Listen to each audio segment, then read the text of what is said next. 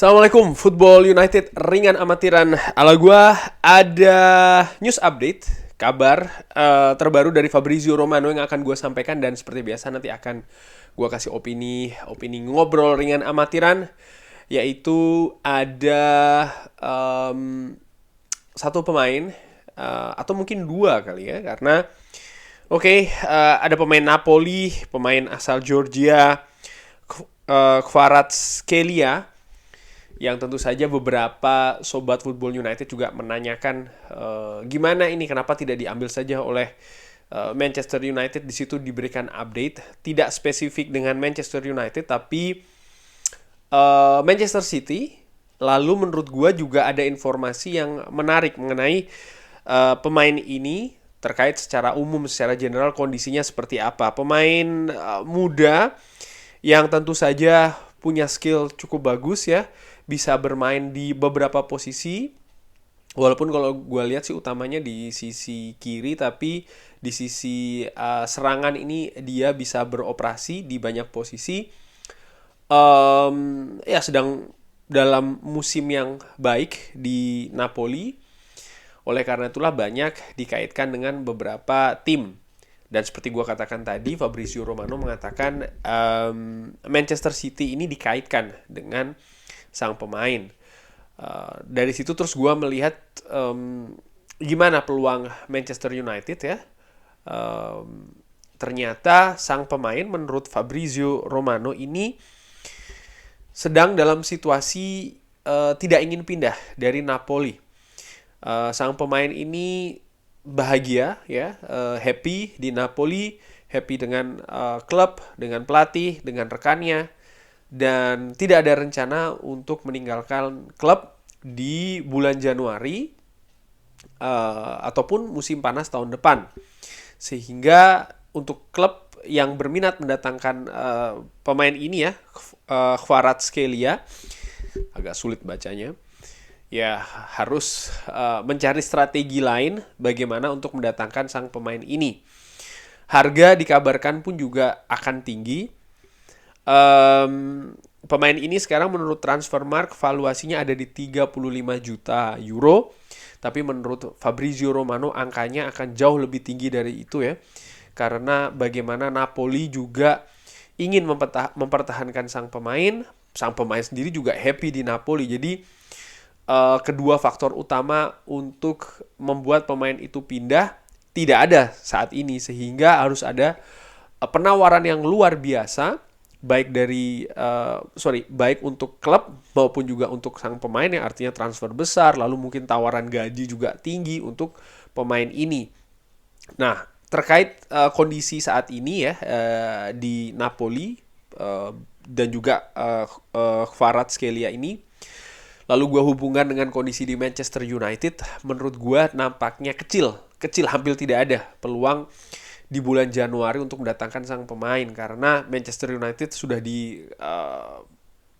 sudah diinformasikan ya kan, tidak akan secara jor-joran mengeluarkan uang di bulan Januari. Konsentrasinya akan di musim panas tahun depan. Dan itu pun juga tidak akan sebesar musim panas yang lalu budgetnya.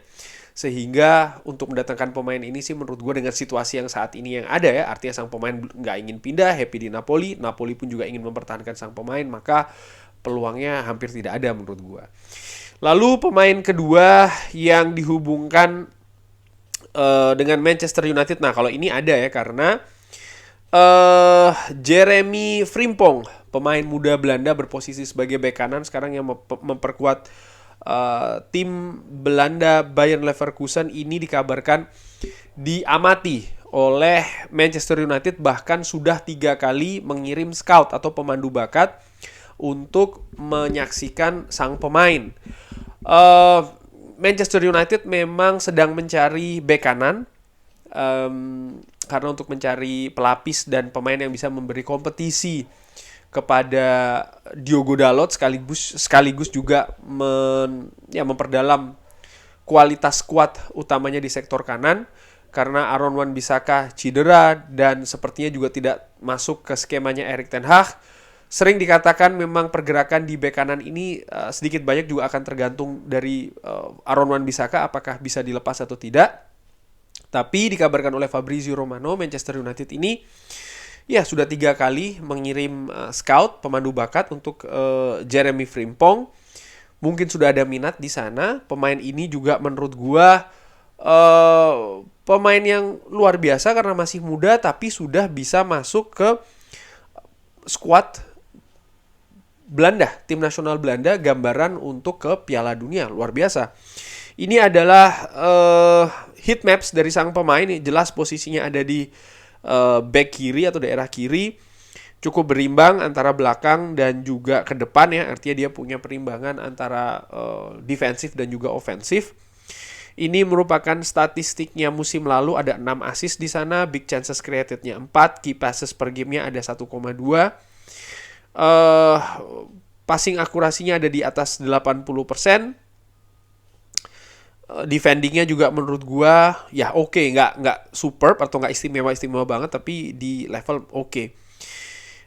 Ini menurut WhoScore, strength-nya ada di dribbling dan juga key passes, weakness-nya ada di finishing dan juga tackling.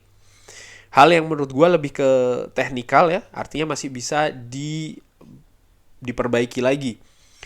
Ini adalah profesional squad untuk Piala Dunia. Bisa dilihat ya, dia ada di sana, Frimpong ini, bersama juga dengan Denzel Dumfries. Di mana Denzel Dumfries ini lebih, lebih punya posisi ya, sebagai bek kanan di tim nasional Belanda.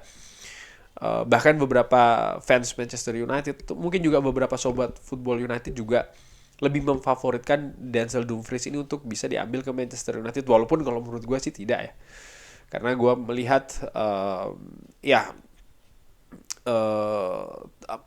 dengan kualitas seperti itu nanti akan terlalu, dalam tanda kutip akan terlalu sengit ini persaingan di posisi bek kanan. Dan gue juga melihat Denzel Dumfries harganya mungkin juga akan tinggi dari Inter Milan.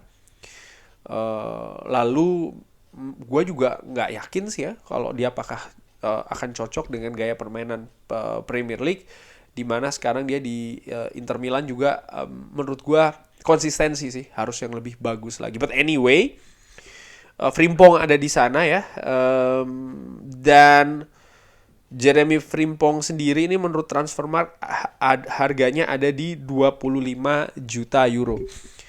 Untuk pemain berusia 21 tahun. Wow, dia masih 21 tahun. Jadi menurut gue seperti yang gue katakan ya, gue lebih pingin posisi bek kanan ini Manchester United merekrut bek muda dibandingkan dengan bek senior yang sudah jadi.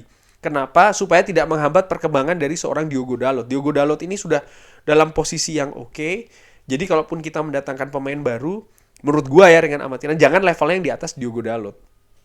Tapi ya pemain muda, prospek ke depan bagus yang bisa memberikan persaingan, sehingga replacement atau pengganti dari Diogo Dalot ini ada begitu ya, disiapkan untuk selanjutnya, sekaligus juga memberikan persaingan. Gua sih dengan amatiran lebih melihat yang ke arah sebelah situ. Nah, Jeremy Frimpong sendiri ini dikabarkan juga oleh Fabrizio Romano, bukan hanya Manchester United yang berminat, tapi ada beberapa tim lain. Gue lupa ada 2 atau 3 tim lain juga yang memantau pemain ini. Artinya ya pemain ini punya prospek, dianggap berprospek, punya potensi bukan hanya oleh Manchester United tapi juga tim lain. Menurut gua Piala Dunia sekali lagi ya di Qatar ini akan punya peran yang besar bagi sang pemain maupun juga klub-klub lainnya. Dan ini juga sekaligus seperti yang gua katakan dengan amatiran, kalau Erik ten Hag ini berusaha untuk mencari pemain yang tidak jauh-jauh dari circle-nya dia, mantan Ajax, Eredivisie, ataupun pemain yang memperkuat tim nasional Belanda, pemain Belanda. Kenapa? Sekali lagi karena lebih mudah bagi dia untuk memantau, ya, memperoleh data-datanya, menyaksikan dan lain-lain, ya kan, memberikan pertimbangan dibandingkan dengan pemain yang betul-betul di luar dari lingkaran terluar dari Erik ten Hag.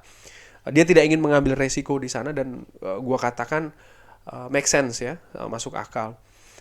Kalau seandainya jadi mengambil Jeremy Frimpong ini mengingatkan gue sih pada posisi back kiri dari Manchester United, di mana ada Luke Shaw yang lebih senior ya, lalu ada seorang pemberi saingan dan juga penjaga kedalamannya adalah seorang back muda yaitu adalah Tyrell Malacia. Nah di bek kanan pun, makanya gue bilang bek kanan gue pinginnya juga seperti itu. Cuman jujur gue sih belum begitu mengamati sang pemain ya. Yang menarik juga Jeremy Frimpong ini ternyata pernah memperkuat Manchester City. Jeremy Frimpong ini ya. Jadi dan dia ternyata kalau gue ngeliat sini dari data ya, dia ternyata belum pernah membela klub di Liga Belanda atau Eredivisie. Ini juga menurut gue cukup menarik, di mana biasanya ya pemain Belanda yang memperkuat tim nasional Belanda bukan maksud tim Belanda, klub Belanda paling tidak ketika muda dan lain. Tapi dia ini pernah membela Manchester City U23, lalu ke Celtic dan ke Bayern Leverkusen. Cuman posisinya dia sekali lagi di tim nasional Belanda ini kan memudahkan bagi Erik ten Hag untuk lebih punya kolega lah yang untuk ditanyai dan lain-lain ya, mencari informasi. Karena yang setahu gue ya dari beberapa buku yang gue baca itu memang manajer satu dan yang lainnya ini berbicara juga satu dengan yang lainnya terkait dengan pemain yang mereka incar atau kalau ada pemain yang bagus juga dan lain. Jadi mereka ini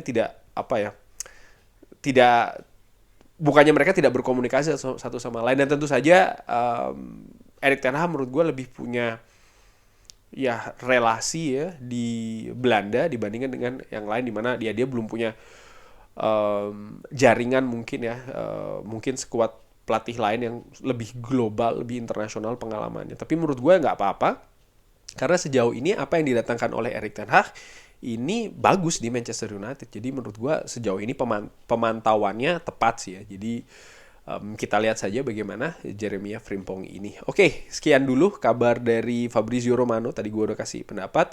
Bagaimana menurut Sobat Football United? Drop di kolom komen seperti biasa. Jangan lupa like, subscribe, sholat. Wassalamualaikum warahmatullahi wabarakatuh.